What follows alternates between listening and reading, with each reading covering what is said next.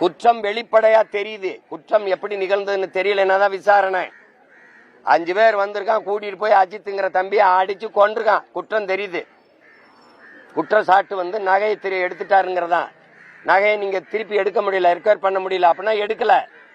அப்ப பொய்யான குற்றச்சாட்டுக்கு நீ அடிச்சு கொண்டிருக்க. குற்றம் வெளிப்படையா தெரியுது நிகழ்ந்தது. அடிச்சிருக்காங்க, செத்துருக்காரு தெரியுது. அப்ப உத்தரவு பிறப்பிச்சவன் யாரு, எதனால அதான நடவடிக்கை எடுக்கணும். இதுல என்ன விசாரிக்க வேண்டிய தேவை என்ன இருக்கு? இல்ல என்ன நடந்ததுன்னு யாருக்கு தெரியல? இங்க நிக்கிற யாருக்கா தெரியலையா விசாரிக்கிறதுக்கு? சொல்லுங்க. நீ நடவடிக்கை எடுக்காம காலம் கடத்துறதுக்கு நீ ஏமாத்துற.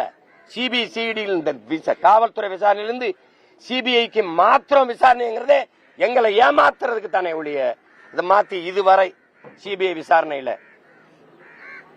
நிரூபிக்கப்பட்ட நீதி, கொண்டு வரப்பட்ட காப்பாற்றப்பட்ட நீதி ஏதாவது சொல்லு.